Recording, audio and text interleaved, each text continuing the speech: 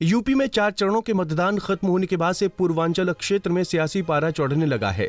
भाजपा पूरे जोर शोर के साथ पूर्वांचल की सीटों पर प्रचार प्रसार में जुटी है।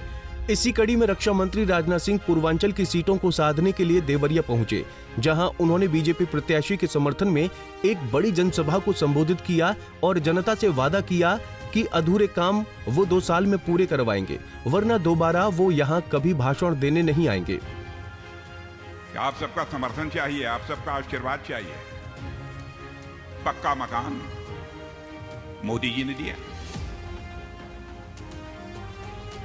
हर घर में नल के माध्यम से जल, और मैं दोनों चीजों के बारे में बतलाना चाहता हूं। जिनको अभी तक किन्हीं कारणों से पक्का मकान नहीं मिला है, आगामी 2 साल के अंदर मिलकर रहेगा मेरे बहनों भाइयों। और जिनके घर में भी नल के माध्यम से जल नहीं पहुंचा है, जल पहुंच कर रहा है, नहीं तो आपके बीच में फिर से भाषण करने के लिए नहीं आऊंगा। वहीं भाषण के दौरान पहले राजनाथ सिंह ने मोदी सरकार की उपलब्धियां गिनाई और फिर कांग्रेस और समाजवादी पार्टी पर जमकर कटाक्ष किया। राजनाथ सिंह ने कहा कि कांग्रेस और सपा को जनता पहले ही नकार चुकी है। कांग्रेस भविष्य में डायनासोर की तरह गायब हो जाएगी और सपा के साइकिल की चैन 2014 से ही उतरी हुई है। डायनासोर सारे विश्व से लुप्त हो गया, गायब हो गया। वैसे ही मुझे लगता है 2024 के बाद आप बच्चों से पूछेंगे 10 साल के बाद, बच्चे कांग्रेस कौन होता है, कौन कांग्रेस, यह हालत हो गई। सपा के बारे में बच्चों से आप पूछेंगे कुछ साल के बाद, बच्चे कहेंगे सपा का मतलब समाप्त हुआ है।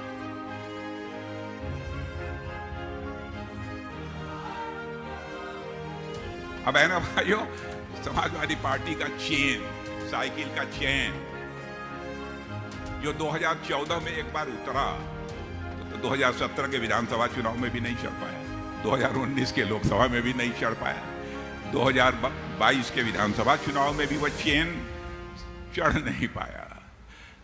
2024 के चुनाव में बहनों भाई उसमें जंग लग चुकी है। अब साइकिल पर चेन चढ़ने का तो सवाल ही नहीं।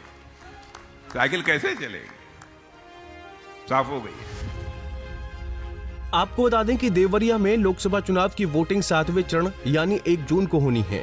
ऐसे में अब भाजपा के कई दिग्गज लगातार पूर्वांचल की सीटों चुनाव प्रचार कर रहे हैं और सीधे प्रधानमंत्री मोदी के नाम पर जनता से वोट की अपील कर रहे हैं। पंजाब केसरी टीवी के लिए देवरिया से विशाल चौबे की रिपोर्ट।